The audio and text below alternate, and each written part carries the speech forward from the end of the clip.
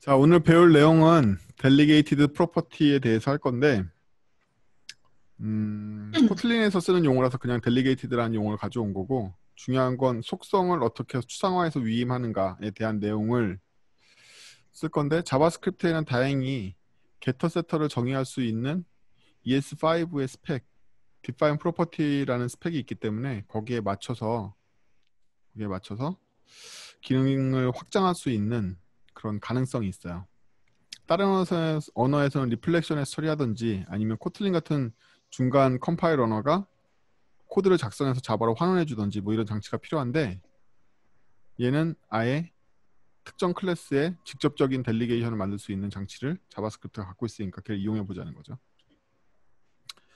그 전에 우리가 먼저 알아야 될 건 프로퍼티란 무엇인가 부터 생각해 봐야겠죠. 프로퍼티가 뭔지 이해하려면 객체 지향에서 가장 중요하게 생각하는 상태 은닉과 캡슐화에 대해서 이해할 필요가 있어요. 일단 저희가 이 간단한 테스트라는 클래스를 보면 내부 상태로 맵을 하나 갖고 있죠. 이거는 외부에 보여주기 싫은 내부의 속성이란 말이에요. 이걸 보통 은닉되어 있는 속성이라고 얘기를 하죠. 객체 지향에서는 더 나아가서 이거를 은닉되어 있는 상태라고 얘기를 해요. 상태를 은닉하는 거야말로 객체의 가장 큰 목표 중에 하나죠. 그럼 외부에는 저희가 게터 세터를 통해서 이걸 표현을 하고 있는데, 사실 우리가 점 문법을 써서 속성처럼 쓰는 거지 내부적으로 보면 완연하게 메소드인 거죠. 그래서 우리는 내부의 상태를 은닉하고 외부에는 캡슐화되어 있는 인터페이스로 비헤비어를 노출한다. 객체장의 기본이죠. 바깥쪽에서는 name이라는 캡슐화되어 있는 기능을 사용하긴 하지만 내부에는 은닉되어 있는 상태인 맵을 통해서 세터 게터를 통해서 제공하고, 특히 설정되어 있지 않았을 때 기본값인 노네임을 주는 것까지 다 포함해서 외부에 다 캡슐화돼서 이 값을 주게 됩니다. 자바스크립트 문법이 익숙하지 않으신 분들을 위해서 설명을 드리자면, 자바스크립트에서는 필드를 선언할 때 특별한 선언자는 필요 없고요. 앞에 샵을 붙이면 프라이빗으로 처리가 됩니다. 그래서 특이한 문법이긴 하지만 샵을 붙이면 프라이빗 필드를 나타내는 거고, 더 특이한 점이라면 샵을 붙인다고 프라이빗 메소드가 되진 않아요. 그런 문법은 없고 속성 한정으로 샵을 붙이면 프라이빗이 됩니다. 또한 물음표 두 개는 앞에 있는 값이 undefined 이거나 널인 경우에만 반응을 해요. 여기다 만약에 물음표 두 개 대신에 OR을 넣으면 펄시인 경우에 다 뒤가 반영되는 데 비해서 새로 이번에 추가되어 있는 물음표 두 개짜리 요 연산자는 앞에가 undefined 또는 널일 때만 반응하도록 되어 있어서 널러블과 차이를 두고 있습니다. 그래서 기존에 OR이 펄시밖에 처리 안 되던 걸 보다 정교하게 undefined 널만 처리할 수 있게 해주는 연산자예요. 이거 이미 여러분들 그대로 쳐보시면 여러분들의 최신 크롬에서 다 작동하고 있는 표준 문법이에요. 그래서 이걸 어떻게 사용하느냐, 테스트 클래스를 만들고, 이것도 자바스크립트에 익숙하지 않으신 분들을 얘기하자면 생성자에 굳이 인자를 보낼 필요가 없는 경우 자바스크립트는 괄호를 생략할 수 있어요. 뉴 테스트 하면은 테스트 인스턴스가 만들어졌고, 콘솔 네임 테스트의 네임을 쳐보고 또 테스트 네임에다 히카를 넣고서 또 네임을 쳐보면 각각 노네임으로 나오고 그 다음번에 히카가 나오도록 되겠죠. 여기까지 알 수 있는 점은 뭐냐면, 클래스에서 프로퍼티라는 건 내부적인 의미에서는 은닉되어 있는 상태를 얘기하는 거고, 외부적인 의미에서는 캡슐화되어 있는 인터페이스, 비헤이비어를 의미한다 라는 점을 알 수가 있습니다. 이게 프로퍼티 자체라는 거죠. 그러면 지금까지 한 얘기를 잘 생각해 보면 프로퍼티는 외부에 캡슐화되어 있는 행위잖아요. 핵심 키워드는 뭘까요? 행위라는 거죠. 행위. 이 행위가 반복될 수 있다는 거예요. 제가 네임에 이어서 컴퍼니라는 행위를 추가하게 되면 행위에서 내부 상태를 다루는 알고리즘이 거의 대동소이한 걸 알 수가 있습니다. 같은 맵에 키만 바꿔가지고 사용하고 있기 때문에 오타가 있네요. 역시 교환을 또 번갯불에 콩고 붓듯이 먹듯이 만들었더니, 셋 컴퍼니에 보면 네임이 아니라 컴퍼니가 들어가야 되죠. 뭐 그거 다들 이해하시고. 그럼 여러분들은 훌륭한 개발자잖아요. 그래서 금방 중복된 코드의 중복된 부분을 발견합니다. 이렇게 세터에는 이게 반복되고 있어. 게터에는 이게 반복되고 있어. 근데 여러분들은 천재 개발자잖아요. 천재 개발자들은 보통 여기서 하나를 더 발견합니다. 이것도 반복되고 있네? 라는 걸 발견할 수 있다는 거죠. 따라서 우리는 개발자니까 두 번 쓰지 말라는 격언에 따라서 이렇게 추상화를 할 수가 있습니다. 그렇죠? 그래서 내부에 프라이빗 메소드 문법은 없다고 그랬죠. 그래서 관용 문법인 언더를 붙여서 언더 셋과 언더 get으로 알고리즘을 추상화해서 알고리즘을 한 번만 쓰도록 추상화된 알고리즘을 만든 다음에 이렇게 사용하면 더 이상 똑같은 디스의 샵 맵을 다루는 메소드나 아니면 물음표 처리를 따로 하지 않고 이렇게 추상화를 할 수가 있습니다. 할 수는 있어요. 그렇죠? 할 수 있는데 왼쪽 코드하고 오른쪽 코드하고 비교해서 오른쪽 코드가 나아지긴 했나요? 더 길어졌잖아. 그렇다고 가독성이 더 좋아졌나? 반복도 여전하잖아. 똑같지 않나? 그렇죠? 크게 개선되지는 않았다는 거예요. 개선이 되긴 했지만 크게 개선되지는 않았다. 크게 개선되지는 않았어. 그래서 우리는 이때부터 고민을 하게 됩니다. 방금 코드가 중복해서 나왔던 이유는 네임과 컴퍼니의 행위가 비슷하기 때문에 중복해서 나왔는데 이 행위를 단지 메소드로 감싸는 것만으로는 충분한 추상화가 이루어지지 않는다는 거예요. 왜 충분한 추상화가 이루어지지 않는다고 생각하나? 여전히 코드가 크게 중복되고 있기 때문인 거죠. 셋을 만드는 행위, get을 만드는 행위가 크게 중복되고 있기 때문이에요. 실제로 코드가 많이 줄지 않았습니다. 이게 우리의 고민거리인 거죠. 어떻게 하면 보다 과감하게 엄청나게 수많은 코드를 제거할 수 있을까? 이게 저의 고민이에요. 그래서 지금까지는 공통된 로직을 메소드로 뺐다라면 이걸 아예 객체로 빼고 싶어. 아예 객체로 뺄 수 있을까? 라는 게 저희의 궁금증입니다. 그러면 다시 여기서부터 시작을 해보죠. 저 오타 네임이 엄청 거슬리네요. 자, 여러분 머릿속에 최면을 걸어서 컴퍼니 안에 있는 저 네임은 컴퍼니다 이렇게 생각해 주세요. 자, 이미 추상화되어 있는 메소드인 언더셋과 언더겟에 디스에 있는 샵 맵을 사용하고 있는 공통적인 부분이 보입니다. 이건 뭐냐면 뭘 의미하냐면 언더셋과 언더겟은 순수하게 알고리즘만 있다는 뜻인 거죠. 얘는 상태를 디스에 있는 맵에 의존할 뿐인 거고 이 두 개의 메소드는 디스에 있는 샵 맵을 다루는 순수한 알고리즘이라는 뜻인 거야. 즉, 이 언더셋이나 언더겟이 상태를 갖고 있는 게 아니라 디스 컨텍스트에 있는 상태를 빌려서 사용하는 레시피만 들어있다는 얘기지. 그래서 이 레시피를 사용하는 두 개의 메소드가 언더셋과 언더겟이라는 점을 깨달았다면 이렇게 외부에 옮겨볼 수 있습니다. 이렇게 외부에 옮겨볼 수 있어요. 요 옮긴 거에 따르면 외부의 상태를 주입받아서 사용할 거니까 자기 상태가 아니라 외부 상태의 참조를 만들어주면 되고요. 게터하고 세터를 직접적으로 만들어주면 되겠죠. 그렇죠? 그래서 지금까지 테스트 클래스 내부에 있던 비헤이비어를 외부 클래스인 테스트 델리게이트에 옮겨서 둘이 협력 관계로 재설정해 줄 수가 있어요. 클래스 안에 게터와 세터에 대한 알고리즘을 책임 역할을 분리해서 별도의 클래스로 만들 수가 있다. 그러면 이제 코드는 급변하게 됩니다. 여러분들이 주의해야 될 게 분명히 네임과 컴퍼니를 위해서 두 개의 델리게이터가 필요할 것 같지만 사실은 델리게이터는 순수하게 상태를 사용하지 않고 상태를 갖고 알고리즘만 기술하고 있기 때문에 하나의 델리게이트면 충분히 두 개의 속성을 커버할 수 있다. 언제까지? 네임과 컴퍼니가 같은 알고리즘으로 동작하는 속성이라면 이 똑같은 알고리즘을 쓰는 속성이라면 이 하나의 델리게이트만 있어도 수많은 속성을 다 커버할 수 있다는 거죠. 왜냐하면 테스트 델리게이터는 말이 인스턴스지 그 안에는 알고리즘밖에 없거든. 순수한 함수나 마찬가지거든. 그래서 setName, getName, 컴퍼니 이것들이 다 이 테스트 델리게이트의 인스턴스인 델리게이트를 사용해서 setValue, getValue를 하는 걸로 바뀌게 되었어요. 그렇죠? 이러한 코드들은 일반적으로 내부에서는 동적 특성을 갖고 외부에는 정적 특성을 제공한다라고 알려져 있는 기법이에요. 내부에서는 문자열 네임, 문자열 컴퍼니를 이용한 동적 속성인 맵의 키를 이용한 데이터를 제공하고 있지만 외부에는 정적인 컴퍼니와 네임을 공개하고 있죠. 그렇죠? 그래서 동적인 속성을 감추고 외부의 정적인 속성을 나타내주는 전형적인 프로퍼티의 사용법이기도 해요. 그래서 아까 코드와 다르게 게터와 세터의 알고리즘을 외부에 있는 클래스에게 역할을 분리해 주는데 성공했다는 거죠.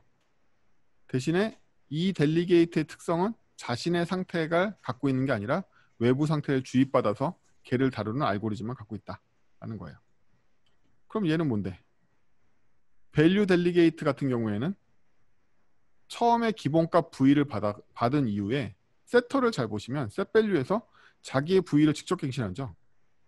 이 델리게이트 같은 경우에 인스턴스 하나가 자기만의 상태인 샵 V를 갖게 되죠. 그래서 이 델리게이트를 사용하는 경우에는 상태까지도 완전히 델리게이트 객체한테 위임해서 걔한테 빌부서서 쓰게 되는 거겠죠. 내부의 상태까지도 원래 위임할 수 있다는 거죠. 이런 경우에는 알고리즘도 다르게 쓰고 저장소도 다르게 쓰기 때문에 컴퍼니 같은 경우에 밸류 델리게이트에 기본값 땡땡을 보내가지고 기본값 세팅을 한 다음에 setValue, getValue를 구현하면 처음에 get 때리면 땡땡으로 나오겠죠. 컴퍼니가. 하지만 그 이후에 setValue를 한 뒤에 하면 걔가 나올 거야. 근데 이때 컴퍼니의 진짜 값을 가두는 그 메모리 저장소는 어디 있냐 하면 테스트 안에 있지 않다. 밸류 델리게이트 인스턴스 안에 있다. 그러면 처음에 우리가 내부에 은닉되어 있는 상태를 외부에 캡슐화해서 제공하기 위한 게 외부형 프로퍼티라고 얘기했는데 한 단계 더 나가게 됐죠. 내부의 상태가 아니라 외부의 상태를 둔 걸 중개해서 제공하고 있네요.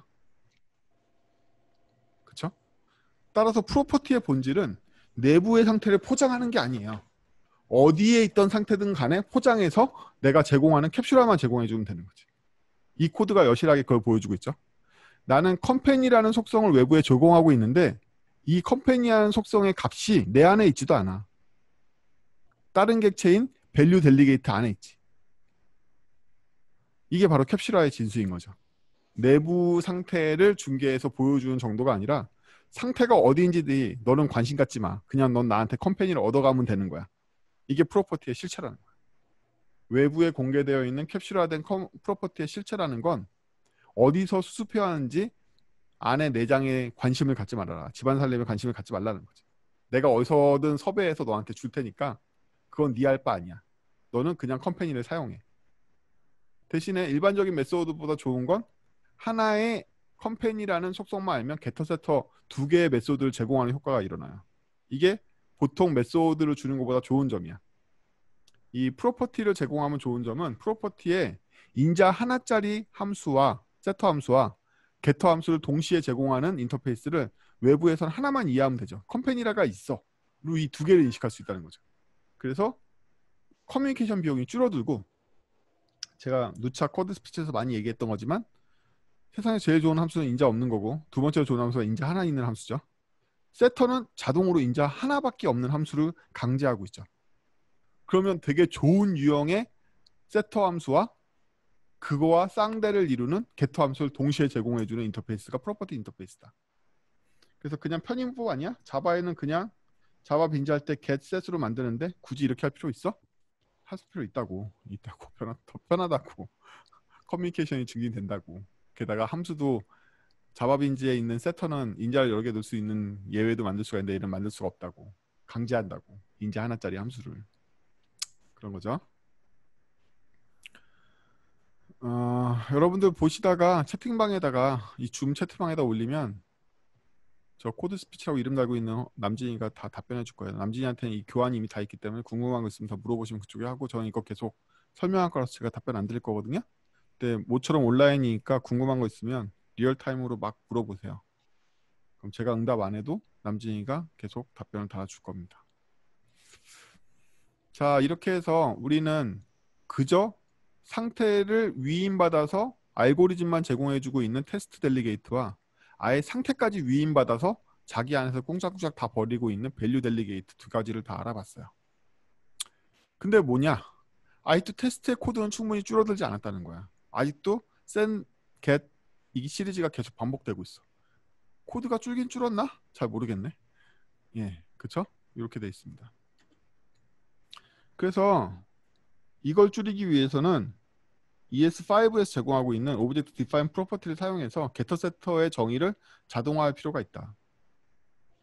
다시 아까 코드로 다시부터 보면 이 부분에서 우리는 직접 하드 코딩을 통해서 set name, get name, set company, get company를 정했는데 이 부분을 클래스 정의에 직접 넣어주거나 아니면 인스턴스 정의에 직접 넣어서 getter setter를 자바스크립트가 객체에 직접 할당하도록 만들어줄 수 있다. 그 문법이 바로 이거죠. 일단 클래스 수준을 잠깐 잊어버리고 인스턴스 수준에서 컨스트럭터를 보고 있으면 제가 네임을 처리하고 있는 테스트 델리게이트를 스코프 영역 안에 있는 지역 변수로 만들어냈죠.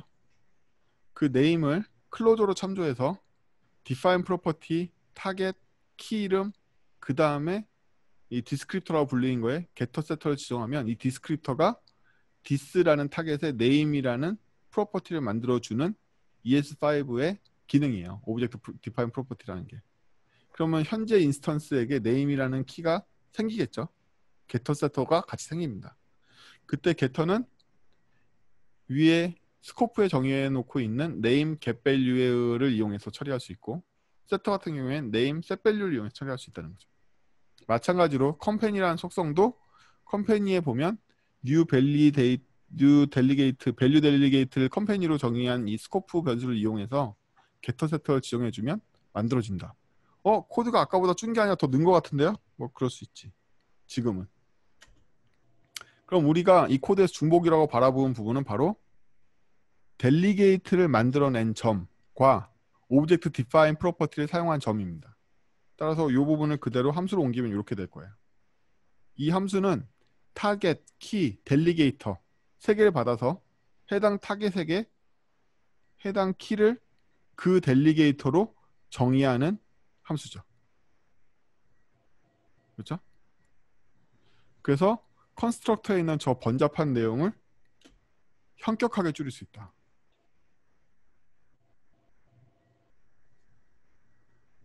이걸 통하면 프로퍼티 함수를 이용해서 this의 name이라는 속성을 테스트 델리게이터로 정의하고 컴퍼니를 밸류 델리게이터로 정의하는데 이 정도 코드밖에 수고스러움이 들지 않는 거죠. 이제 확실하게 좀 줄긴 했네요. 그렇죠? 단점은 뭘까요? 이 코드에 new를 때릴 때마다 프로퍼티 정의를 한다는 거죠. 사실은 모든 인스턴스가 똑같은 네임과 컴퍼니를 갖는 걸 클래스 차원에서 보장해야 되는데 생성 시점에 인스턴스 수준에서 보장하고 있다는 게 이 코드의 모순인 거예요. 그렇죠? 지금은 우연히 잘 작동하고 있을 뿐인데 코드 내용을 까보면 인스턴스별로 정의하고 있다는 점 자체가 문제다. 그래서 우리는 define property를 프로타입에 정의하고 싶어요.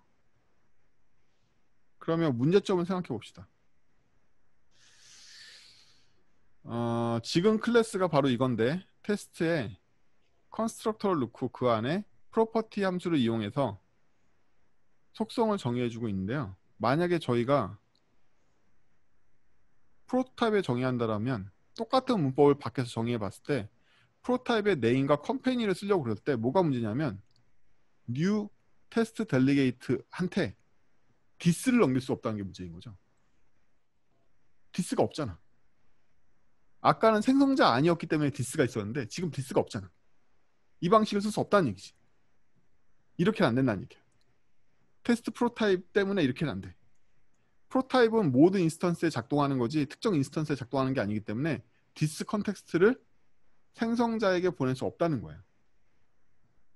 그래서 없는 건 확정이야. 없는 확정이면 테스트 델리게이트에 있는 컨스트럭터는 성립하지 않는다는 뜻이죠. 그러면 테스트 델리게이트의 생성자에서 저희가 맵을 받았던 이유는 뭘까요? 반복해서 받을 필요 없이 한 번만 기억하면 그 다음부터는 게터세터가 디스 컨텍스트를 이용해서 걔를 사용하면 그만이기 때문에 중복을 반지한다는 개념에서 생성자에서 받았던 건데 생성자에서 줄 방법이 없잖아요. 그렇기 때문에 매번 디스에 해당되는 타겟을 받아와서 렌더링할 수밖에 없는 거죠. 우리는 생성자에서 기억하는 기법을 쓸 수 없다고. 생성자에 넘길 수가 없으니까 디스를. 그럼 남은 방법은 뭐야? 게터 세터가 호출될 때 디스를 받아오는 수밖에 없잖아. 그렇죠? 이 방법밖에 없다. 그래서 이전에는 디스에 있는 위임받았던 속성을 사용했다면 지금은 타겟을 직접 받아서 사용하는 수밖에 없는 거죠. 그렇죠? 그래서 프로퍼티 쪽도 하단 코드에 있나?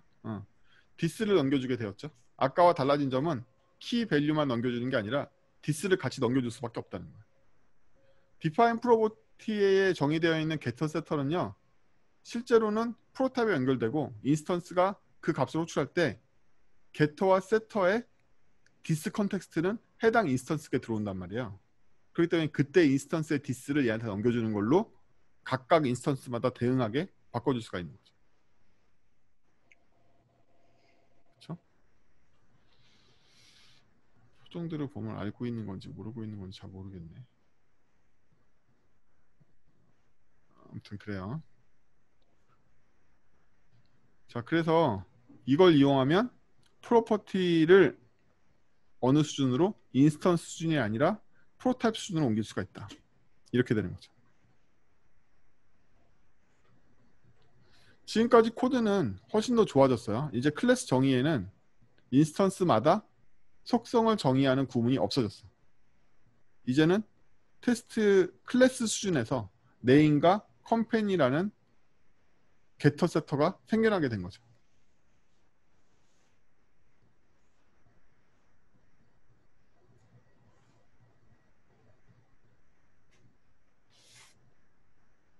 설명이 빠른가요?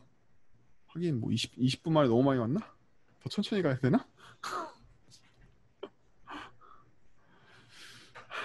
쉬는 시간 삼아서 잠깐 더 한 번 더 얘기해 보면 제가 이게 청중하고 직접 바라보고 하는 게 아니까 공기를 못 느껴서 쉽게 설명하니까 빨리빨리 가는 것 같아요. 누굴 기준으로 봐야 되지? 영화를 봐야 되나? 인지인을 봐야 되나?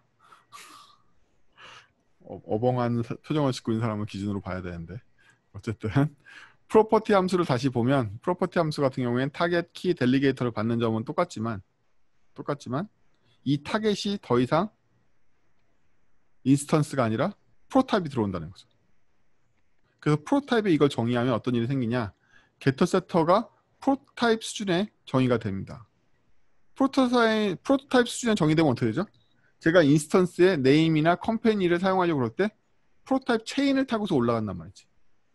그 체인을 타고 올라갈 때 이 게터 세터가 불러지는 순간 디스 컨텍스트가 인스턴스에 전달된단 말이지.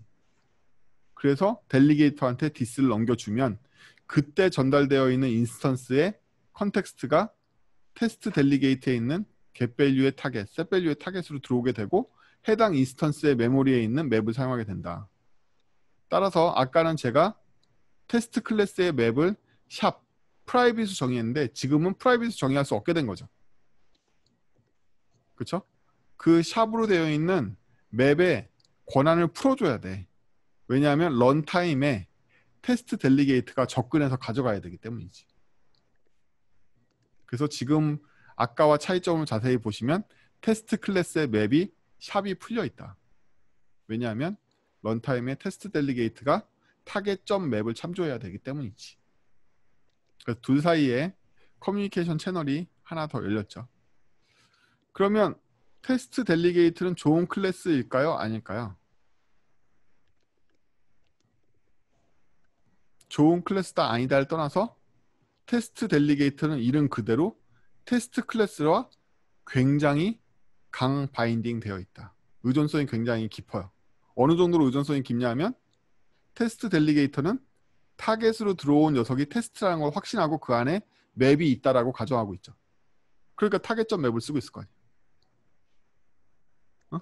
테스트 델리게이터의 게터와 세터에서 당당하게 타겟점 맵을 쓸 수 있는 이유가 뭐겠어요? 타겟이 테스트라고 확정 짓고 있는 거잖아. 따라서 제가 테스트 클래스의 맵을 데이터라는 속성 이름만 바꿔도 이거 다 깨지겠죠. 그렇죠? 그래서 테스트 델리게이트는 굉장히 타겟에 대한 의존성이 높다. 타겟이 어떻게 정의되어 있냐에 대한 하드 코딩을 갖고 있어요. 그래서 여러분들 이해하기는 쉽죠. 그렇죠? 여러분들 이해하기 쉽지만 이건 강바인딩 되어 있는 예제이기 때문에 그렇게 좋은 예제는 아니라고 할 수 있죠. 단지 이해를 돕기 위해서 타겟이 어떻게 직관적으로 사용되는지를 보려면 타겟의 맵을 직접 이용한 걸 보는 편이 편하니까 제가 이렇게 예제를 짠 거예요. 그러면 말이죠. 지금까지 문제점을 이해하시겠어요? 방금 이 상태에서 문제점은 뭐죠? 문제점이 뭘까요? 클래스의 정의를 테스트로 했는데, 그쵸? 테스트 클래스 정의를 했잖아요. 클래스 외부에서 클래스의 속성을 정의했네요. 이 문법을 사용하면 과연 우리가 효과적으로 테스트 클래스의 전체 스펙을 파악하기가 좋을까요? 아닐까요? 좋지 않겠죠. 게다가 제가 지금 우연히 여러분들을 위해서 프루프를 호출하는 구문과 테스트 클래스를 선언하는 구문을 붙여놨는데 실제적으로 이거 붙이는 걸 강제할 수 있는 방법이 없죠. 그렇다면 테스트 클래스 선언하고 45줄 후에 이게 나와도 할 말 없는 거 아니에요? 더 나아가서 테스트를 정의하기 전에 테스트 프로타입은 존재하지 않으니까 바로 런타임 에러가 나니까 먼저 정의하는 건 막을 수 있을 거예요. 근데 프로브를 호출하는 순간이 언제인지 알 수도 없을 뿐더러 더 최악인 건 클릭할 때나 로딩 완료 시나 이때 가서 정의할 수도 있는 거죠. 그러면 뭐가 문제냐면 동적으로 속성을 막 추가할 수 있다는 점은 좋아 보이지만 사실은 코드에서 파악이 안 되잖아. 테스트라는 인스턴스가 어떤 순간에는 네임이라는 속성이 없었다가 어떤 순간에는 생기는 거잖아. 이 코드는 우연히 몰려있는 것 뿐인 거고 제가 만약에 테스트와 컴퍼니를 이 추가하는 속성을 어떤 아작스를 로딩한 다음에 제이슨 때문에 내가 이걸 넣어준다든지 뭐 이렇게 하면 어떤 코드에서는 테스트 인스턴스에 네임이 제대로 작동하는데 어디서 작동 안 할 거라고. 그렇죠? 이러한 위험성을 트랜잭셔너 할 수 없다는 게 이 코드의 문제점인 거예요. 동적으로 유연해서 좋아? 좋은 돈도 있지. 하지만 코드를 픽스할 수가 없어. 픽스할 방법이 없어. 얘는 트랜잭션 코드가 아닌 거야. 클래스의 정의와 프로프를 호출하는 것 사이에 트랜잭션을 정의할 수 없기 때문에 이 코드의 관계가 굉장히 불안정해진다. 이게 가장 큰 문제라는 거야. 보기 나빠. 혹은 이게 별도로 돼 있어 두 번 써야 돼. 귀찮아. 이런 문제가 아니라는 거야. 얘는 트랜잭션화 돼 있지 않으면 파편화된 코드가 쓰고 테스트 인스턴스를 쓸 때 우리는 종잡을 수 없게 돼서 맨날 검사를 하게 돼. 이 속성이 있을까? 하고 검사를 한 다음에 써야 된단 말이야. 무조건. 그렇게 감당하지 않으려면 이 두 개의 행위를 트랜잭션으로 묶을 필요가 있는 거죠. 이 코드의 형태는 트랜잭션적이지 않다는 거야. 트랜잭션을 움직여야 되는데 불구하고. 그렇죠? 그래서 그 문제를 해결하기 위해서 델리게이트 클래스 래퍼를 만들 거란 말이에요. 그러면 우리의 코드는 트랜잭션을 처리할 수 있는 코드로 만들고 걔를 래퍼하는 애가 이 과정을 자동화했으면 좋겠어. 이거 마치 뭐다? 자바에 어노테이션을 붙여준 클래스가 어노테이션 프로세스를 타고 나면 어노테이션에 해당되는 코드가 자동으로 생성되어 있는 꼴과 마찬가지인 거죠. 이걸 런타임에 실행하는 것뿐이다. 그럼 우리는 어노테이션을 쓰진 않을 거니까 아직 데코레이터 스펙이 정식이 아니기 때문에 못 쓰니까 기존에 있던 클래스 구문의 일부를 이용해서 이걸 실현할 거란 말이에요. 자, 이 상태가 트랜잭션이 아닌 상태란 말이에요. 이걸 트랜잭션으로 바꾸자 이거야. 그러면 저는 이렇게 쓰고 싶어. 일단 by라는 함수 내부를 보시면 클래스를 받았죠. 마치 어노테이션 프로세스를 돌리는 것 같지 않아요? 넓게 보면 by라는 함수에 클래스를 전달하고 그 결과로 제가 클래스를 받아들일 건데 이 클래스는 인저로 넘겼던 클래스가 어노테이션 프로세싱이 끝난 클래스를 반환하게 돼 있을 거란 말이지. 그러면 우리는 어노테이션 대신에 클래스 내부에다가 속성이 될 수 있는 어노테이션 비슷한 힌트를 걸어놔야 되겠죠. 저는 그 힌트로 스태틱 속성을 사용하는 예를 보여드리려고 그래. 이게 정답이 아니라 이런 예를 보여드리려고 그런 거야. 그럼 여러분들은 여러 가지로 정의할 수 있을 텐데 제 정의에 따르면 스태틱 속성 중에 그 값이 델리게이터인 애들은 해당 클래스의 프로타입의 프로퍼티로 내가 정의해 줄 거야. 뭐 이런 프로토콜을 쓰고 있는 거죠.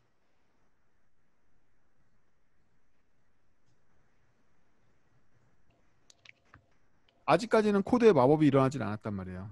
이건 제가 지금 바이 함수랑 약속하고 있는 주인 거죠. 저는 어노테이션 대신에 스태틱 속성을 사용할 것이고 스태틱 속성 중에 어떤 애를 프로퍼티로 환원할 거냐면 거기에 들어있는 값이 델리게이터의 조건인 getValue, setValue를 갖고 있는 경우는 걔를 프로퍼티로 처리하겠다 이거야. 라고 저는 지금 마음 먹고서 바이 함수를 짜려고 그래. 그럼 바이 함수를 같이 짜보자는 거야. 바이 함수는 클래스를 인자로 받아들였죠. 그렇죠? 그러면요. 클래스의 스태틱은요. 클래스의 속성으로 일어나요. 그것들은 다 알고 계시죠. 자바스크립트의 클래스에서 스태틱을 사용한다는 얘기는 자바스크립트의 클래스는 기본적으로 함수가 되는데 이 함수 자체의 속성으로 스태틱을 정의하게 돼 있잖아요. 그렇기 때문에 저희가 클래스 자체를 엔트리스로 얻으면 이때 들어오는 키밸류가 바로 스태틱 속성들이 된단 말이야. 뭐지? 이 무식한 사람들이 여기를 이해 못하다니 난 여기서 막힐 거라 생각 안 했는데 어? 제가 바이 함수 첫 번째 줄에 왜 엔트리스 CLS를 했는지 모르겠지 않죠? 스태틱 속성을 열거하고 싶어서 이렇게 썼다고. 어떤 클래스의 스태틱 속성을 열거하는 가장 쉬운 방법은 오브젝트 엔트리스 CLS야. 클래스를 엔트리스로 돌리면 클래스에 있는 스태틱 속성만 키밸류로 나올 거란 말이지.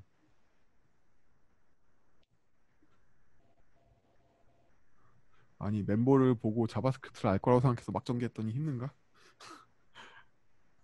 알았죠?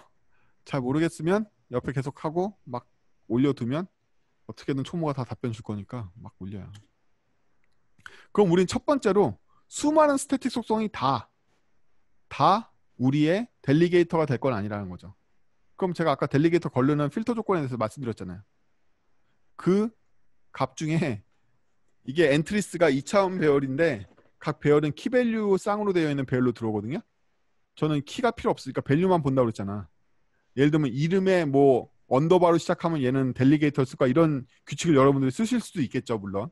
근데 저는 지금 이름을 평범하게 두고 값의 조건을 달았잖아요.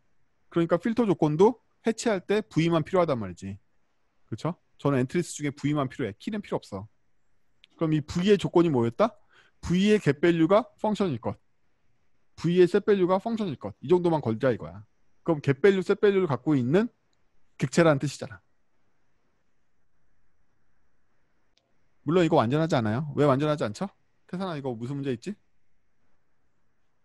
네? V가 undefined이거나 null이면 undefined의 getValue를 얻으려고 그렇기 때문에 런타임 에러가 나요. 아, 지금 네네. 이 가정은 V가 최소한 null 참조 오류, undefined 참조 오류를 안 내는 실증 값이라는 걸 가정하고 만든 코드이기 때문에 V점을 하기 전에 새로운 문법에 따면 V 물음표점으로 해야 돼요. V 물음표점으로. 널러블로. 어쨌든 그렇습니다.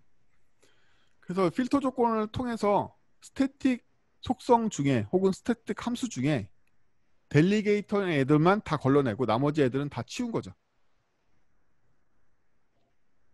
그렇죠? 그러면 얘를 리듀스를 돌릴 건데 리듀스를 돌릴 거야. 리듀스 돌리는 대상은 당연히 누구죠? 프로타입입니다. 클래스의 프로타입에다 우리 넣기로 했잖아요. 그러면 리듀스의 첫 번째 어큐뮬레이터는 프로타입이니까 계속 리턴 프로타입 하면서 프로타입을 돌리겠죠. 그러면 저한테 들어오는 값은 키와 델리게이터가 들어오겠죠. 이제는 키와 델리게이터로 확정질 수 있지. 필터가 걸러냈으니까. 오케이? 그러면 원래 하려고 그랬던 프롭스에 있는 할 일을 하시면 됩니다. 그렇죠? 오브젝트 define 프로퍼티를 통해서 해당 프로토타입에다가 키에다가 getter setter를 델리게이터에 지정해 주면 그만이에요. 이게 원래 우리가 하려고 그랬던 일이잖아. 그리고 이 클래스를 던져주면 돼. 할 일 다 했으니까. 볼장 다 봤지. 여러분들 자바로 짠 어노테이션 플로트에서도 이거랑 대동소이해요. 어노테이터만 인식한 거지 이거랑 큰 차이 없어. 여러분들이 어노테이션을 처리하는 자바 어노테이션 프로세스를 작성해 봐도 이거랑 큰 차이 없어요. 이런 거다. 받아들일 수 있죠? 예. 그래서 우리는 뭐에 성공했다? 제일 위에 있는 코드인 테스트 클래스를 보세요. 트랜잭션에 성공했어. 이제는 분리되지 않는다는 거야. 이제는 임의로 내가 나중에 속성을 넣는 게 불가능해. 이제는 클래스 정의 시에 하나의 트랜잭션으로 이 속성이 확정이야. 이때 정의하지 않으면 없는 거야. 이렇게 된 거죠. 제가 그 프롭스 쓰는 게 귀찮아서 만든 게 아니라니까. 그 트랜잭션의 의미가 굉장히 중요하기 때문에 트랜잭션화 하려고 이 래퍼를 만든 거란 말이에요. 이래야지만 우리는 안심하고 테스트의 인스턴스는 무조건 네임과 컴퍼니가 있어 라고 확정 지을 수 있단 말이야. 전체 코드에서 어디에서든지.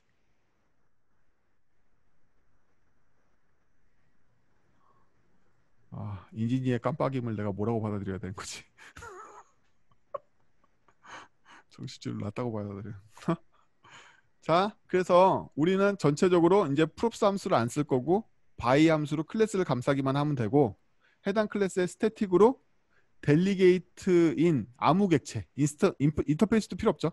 getValue, setValue만 갖고 있으면 이 자격 조건을 지금 충족하고 있으니까 나중에 저 필터 조건을 더욱더 정교하게 만들면 되겠죠.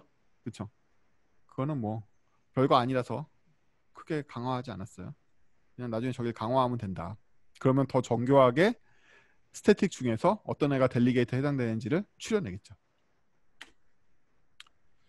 그러면 이제 델리게이트의 기본적인 구조를 다 완성했으니까 델리게이트를 사용하는 거에 집중해 보자는 거야. 우리가 고작 테스트 델리게이터를 쓰려고 이거 만들었냐? 그건 아니지. 이 바이라는 구조를 만드는 데까지 허비한 것뿐이에요. 참고로 코틀린에 있는 델리게이트도 정확하게 이렇게 동작합니다.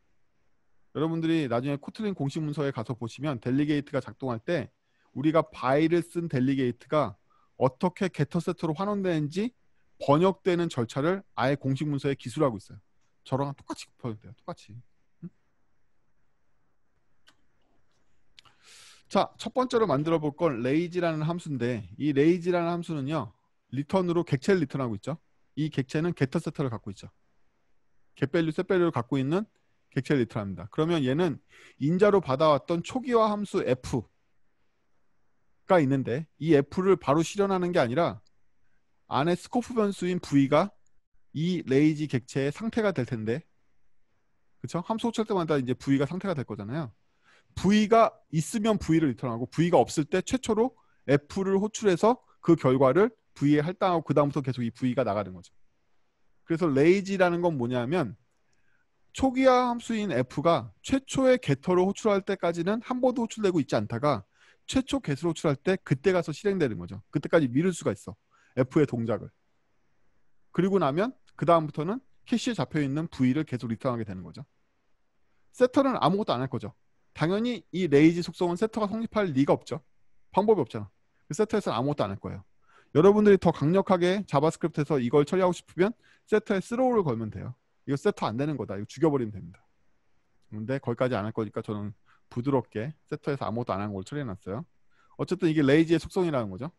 코틀린의 레이지도 정확하게 똑같이 구현돼 있어요. 싱크로나이즈 빼놓고는.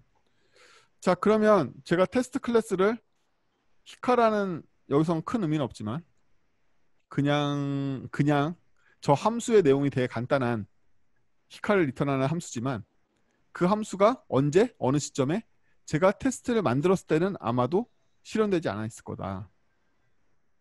밑에 예제가 맞나? 뭐랑 섞였나? 뭔가 밑에 있는 예제가 딴 거랑 섞였네요. 잘못된 건 섞였네.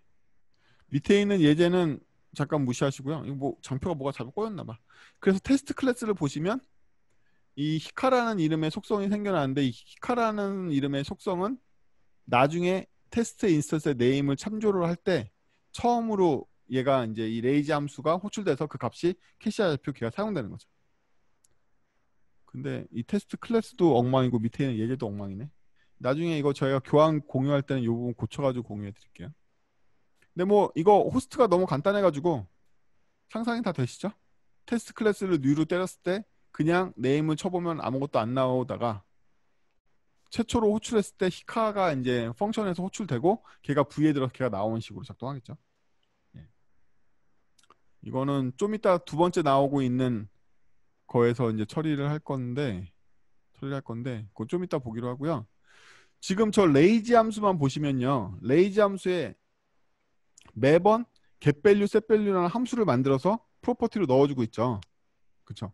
근데 저거는요, 동작이 똑같기 때문에 클래스로 정의하는 편이 훨씬 더 유리해요. 객체마다 getValue, setValue 함수를 만들 필요가 없다는 거지. 그래서 이렇게 만드는 게 훨씬 더 유리합니다. lazy라는 함수를 정의하기 위해서 즉시 실행 함수를 만들었고, 즉시 실행 함수가 반환하는 함수를 보면 f가 들어오면 new lazy f를 지금 반환하고 있는데요. 그 new lazy f 할 때 그 lazy 클래스를 보면 생성자에서 초기화 함수 f를 받고 내부 상태 v를 갖고 있죠. 그래서 하는 일은 똑같죠. 하는 일은 똑같은데 이렇게 되면 new lazy 했을 때 장점이 뭐다? f와 v를 갖는 상태는 똑같지만 getValue, setValue가 프로타입에 정의되기 때문에 매 인스턴스마다 getValue, setValue라는 함수를 만들지 않는다는 점이 유리한 거죠. 그래요. 밑에 얘는 뭐였을까? 밑에 얘도 뭐가 있었던 것 같은데. 아, 나 저 아까 만든 얘인데. 테스트 클래스의 모양이 틀려가지고 제가 이렇게 만들었구나. 이거는 좀 이따 제가 발표 끝나면 요거 다시 공유해 드릴게요. 자, 두 번째로 살펴볼 패턴은 옵저버 패턴이에요. 옵저버 패턴은요, 되게 단순한데 getValue는 평범하게 thisValue를 리턴해주고 있죠. 근데 이 생성자에 보시면 기초가 되는 밸류를 외부에서 받아왔고, 두 번째는 옵저버를 받아왔어요. 이 옵저버는 함수인데 이 함수의 스펙은 어디서 할 수 있냐면 setValue에 보면 this 옵저버로 호출할 때 네 가지 인자를 보내는 걸 알 수가 있습니다. 이게 바로 우리가 받아들일 옵저버 함수의 스펙이에요. 옵저버 함수는 첫 번째 인자로 타겟, 그리고 두 번째 인자로 키, 세 번째 인자로는 기존 값, 그 다음에 네 번째 인자로 이번 세팅할 때 새로운 값, 이렇게 네 가지를 보내고 있죠. 예. 그래서 set value를 할 때마다 옵저베이션이 가능하도록 되는 거죠. 그 함수로부터. 그렇죠? 그리고 밑에 있는 함수는 이러한 옵저버를 쉽게 만들어주는 옵저버 함수를 제공해서 value와 옵저버만 보내면 new 옵저버라는 인스턴스를 만들어서 공급해주는 함수입니다.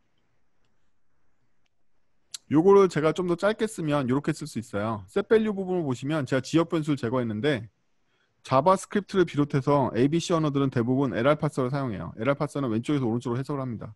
그러면 타겟 K 그 다음에 디스 밸류를 해석할 때는 옛날 값이 들어있겠죠. 그리고 세 번째 인자를 넘어서 네 번째로 갈 때는 V 값이 디스 밸류에 할당된 값이 나올 거란 말이에요. 좌에서 우로 해석해요. 그렇기 때문에 굳이 지역 변수 필요 없다. 이렇게 써도 된다. 이제 이걸 제가 적용해 볼 건데요. 적용해 볼 건데 어디에 적용해 볼 거냐면 양방향 바인딩에 적용해 볼 거예요. 여기 보면 input id name과 input id company가 있죠. 보이시죠? 요 두 개랑 양방향 바인딩을 하고 싶어. 특정 객체랑. 그러면 양방향 바인딩이니까 인풋에다 못 쓰면 그 객체의 속성이 바뀌어 있고 객체의 속성을 업데이트하면 인풋 값이 바뀌어 있는 거겠죠. 그럼 서로 옵저빙 관계가 필요하잖아요. 그러면요. 테스트 클래스를 이렇게 짭니다.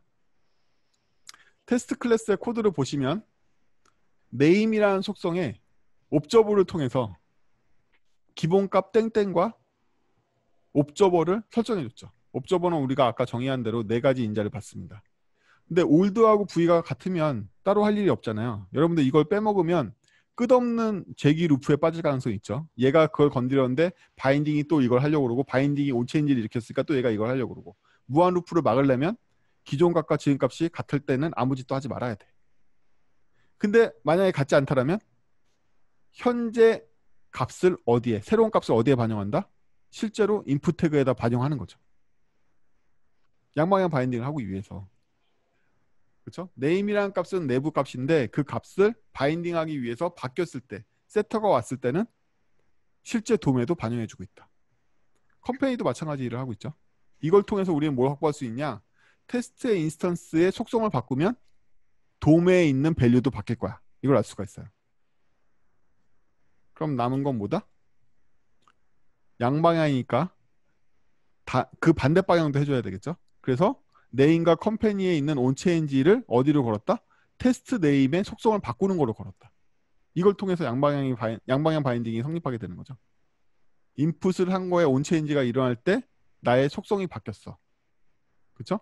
또 내 속성을 바꿔도 인풋에 있는 밸류가 바뀔 거야. 굉장히 손쉽게 양방향 바인딩을 구현할 수 있어요. 그래서 제가 이렇게 속성에다 히카를 넣으면 예상하시건대 어디에도 인풋 텍스트에도 당연히 히카가 들어가 있다.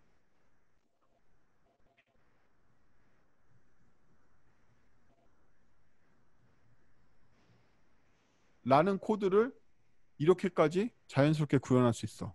테스트 네임을 비롯해서 수많은 속성들을 이제 손쉽게 정리할 수 있는 거죠. 제가 저 옵저버도 봐드린 거지만 저 함수를 만드는 함수를 고차 함수를 만들면 되죠. 지금 저 테스트 클래스에 네임과 컴퍼니의 옵저버에 들어가는 옵저버가 굉장히 중복적인 코드로 보이잖아요. 따라서 저러한 함수를 만드는 고차 함수를 만들면 쟤도 코드가 확 준단 말이에요. 그렇죠? 그렇기 때문에 양방향 바인딩을 하기 위한 수많은 속성을 굉장히 단순하게 쭉쭉쭉 만들어갈 수 있겠죠. 일반적으로 MVVM에 있는 양방향 바인딩을 만드는데 코드가 고작 이거밖에 안 필요해. 이 정도인 거야. 그래서 그전에는 최초의 예제 기억나시죠? 네임하고 컴퍼니의 세터 게터 지정했던 거. 그걸 외부 클래스에 외제화하는 것만으로 그 알고리즘을 이렇게까지 쉽게 중복을 빼낼 수가 있다.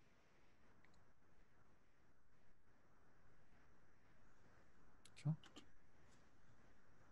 마지막으로 클릭 로그를 누를 때마다 테스트 네임과 테스트 컴퍼니를 출력해 보면 이제 입력했던 값들이 다 나오거나 아니면 직접 바꿨던 값들이 다 나오거나 이렇게. 이거는 그거용 테스트로 만들어 드린 거죠. 내가 인풋 창의 값을 바꿨는데 정말로 테스트 값도 바뀌었을까? 궁금하잖아. 궁금하려고 버튼에서 확인해 보려고 만들어 놓은 거예요. 뭐 이렇고요.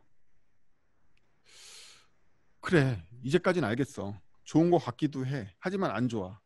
나는 이 느낌을 알아. 이거는 토익 프로젝트, 장난감, 개념용이야. 왜? 실무는 이따위로 생기지 않았으니까. 그럼 실무는 어떻게 생겼는데? 실무는 비동기로 생겼지. 네가 여지껏 나한테 보여준 건 다 동기화 코드잖아. 동기화 코드의 트랙일 뿐이야. 이건 실무에 쓸 수 없어. 실무는 더 더럽게 생겼거든.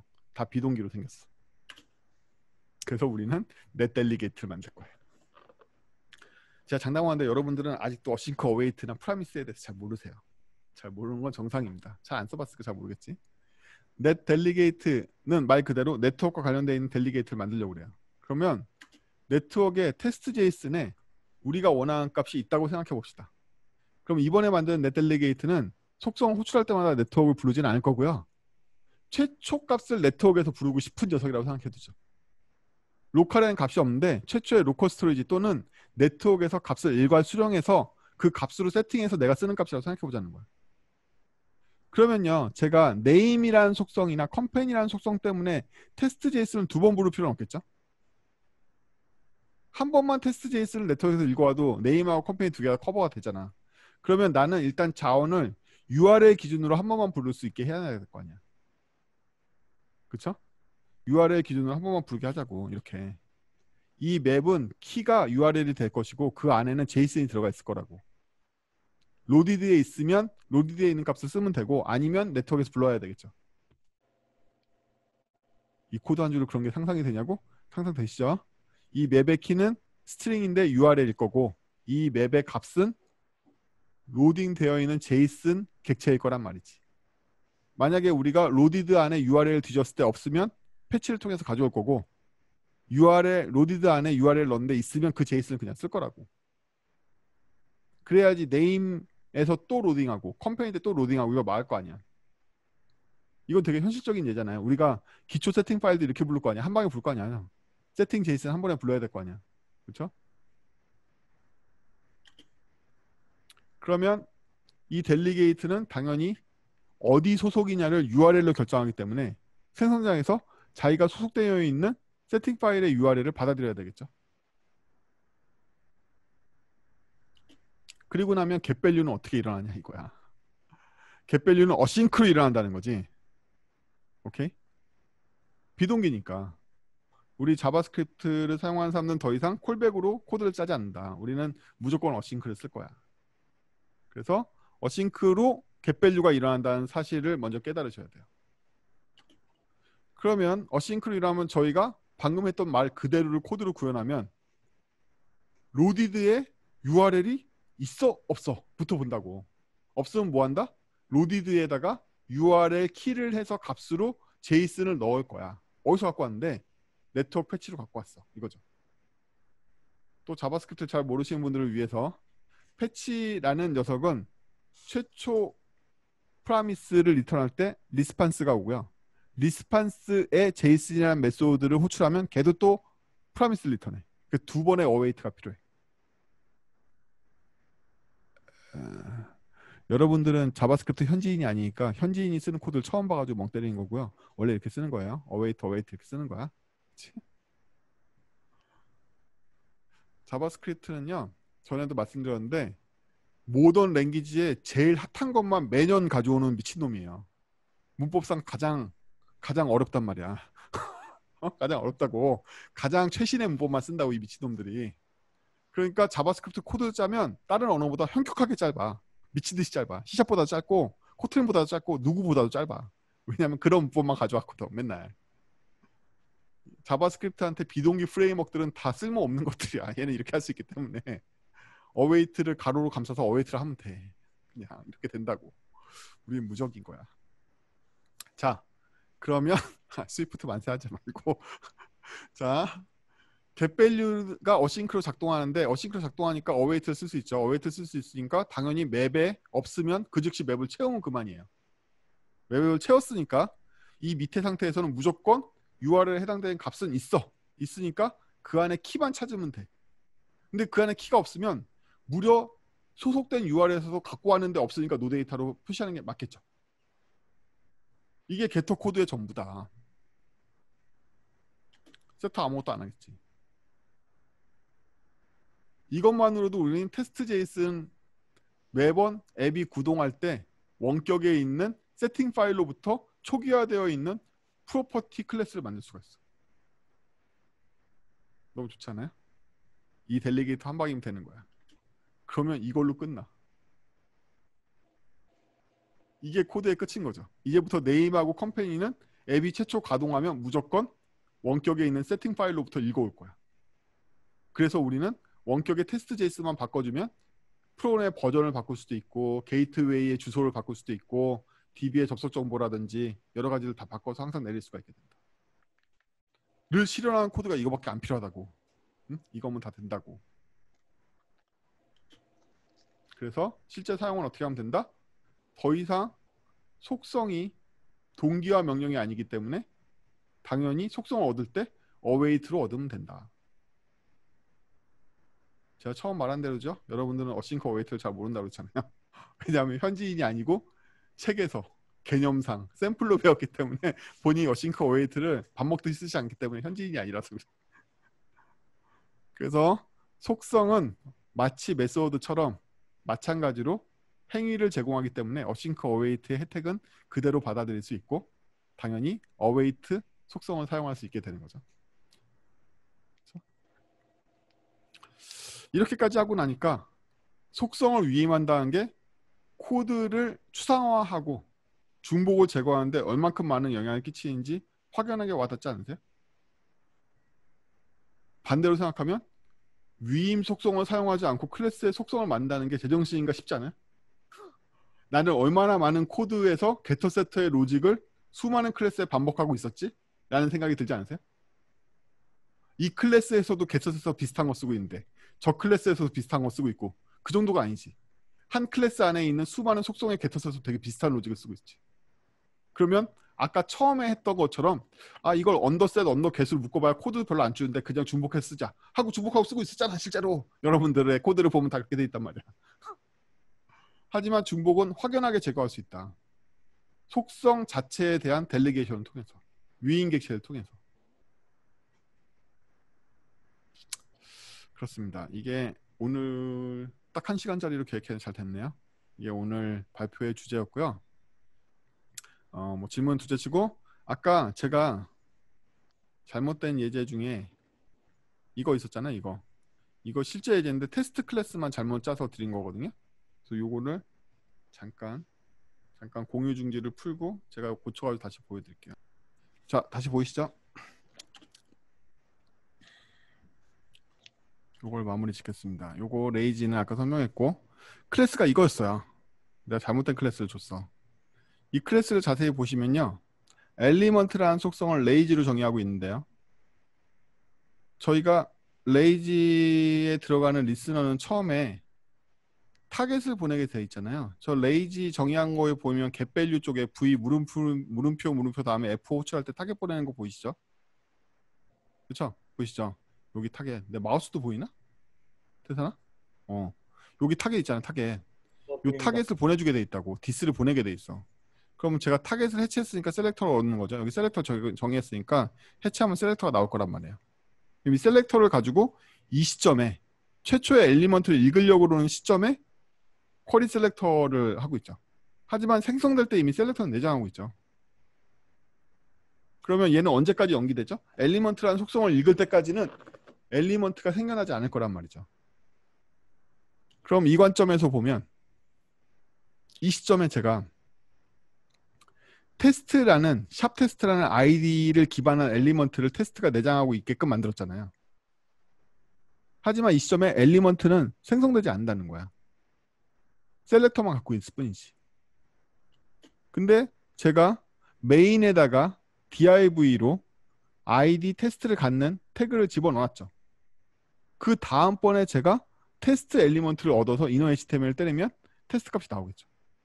왜냐하면 이때 콘솔 로그를 때리는 시점이 최초로 엘리먼트를 얻는 시점이잖아요.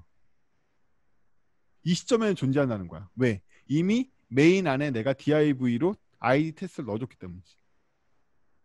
내가 원하는 시점까지 얻으려는 객체에 얻는 행위를 지연시킬 수 있다. 레이지를 많이 쓰는 이유가 이런 건데 그 시점에 안 되는데 정의는 미리 하고 싶어. 라든지 프록시 패턴이죠. 더 정확하게는 이건 프록시 패턴이 아니라 플레이스홀더 패턴이라고 부르는 녀석인데 플레이스홀더 패턴을 알고 보면 지연되어 있는 함수를 통해서 객체 값을 얻는 걸로 요약할 수가 있다. 그래서 이 델리게이션 중에 레이지라는 델리게이션만 만드는 것만으로도 모든 플레이스홀더 패턴을 대체할 수가 있어. 처음에는 가짜 이미지를 주고 있다가 나중에 로딩이 끝나면 진짜 이미지를 줄래. 이것도 다 이걸로 만들 수 있는 거고. 그렇죠? 이미지 로드에 걸려서 온로드에서 얘가 직접 하게 하면 어싱크만 걸면 되잖아요. 이제 여러분들 어싱크 안 들어올 테니까 아무데나 어싱크만 걸면 되거든요. 이런 과정을 통해서 레이지 에볼루션이 굉장히 유용하게 쓰인다는 거예요. 굳이 함수형의 레이지 에볼루션의 장점을 설명하지 않아도 이 레이지를 이용하면 수많은 타이밍을 생성 시점과 사용 시점으로 나눌 수가 있어. 사용할 때까지 미룰 수가 있단 말이야. 계산을. 굉장히 유용하죠. 이렇게 보니까. 그래서 프론트엔드 개발자에게도 알고리즘적인 문제가 아니라 할지라도 이런 생성 시점. 예를 들면 제가 여기에선 코드가 붙어 있어서 못 느끼시겠지만 테스트를 만드는 시점은 특정 뷰에 대한 관련되어 있는 코드를 만드는 시점인 거고 실제로 쿼리 셀렉터에 div가 들어간 시점은 언제죠? 템플릿이 그려진 이후 시점일 거란 말이지. 즉 리액트로 따지면 레프 시점 이후란 말이야. 그때 가서 처음으로 모델에 있는 값을 얻거나 뷰 도우미의 값을 얻으려고 그럴 때 이렇게 작동하게 되겠죠. 정의는 먼저 하고 나중에 얻으려고 그럴 때. 그래서 레이지 패턴도 생성 시점과 사용 시점을 나눠서 활성화시킬 수 있다는 점에서 굉장히 유용하다는 거예요. 이렇게 해서 전체 오늘 발표가 끝났고요.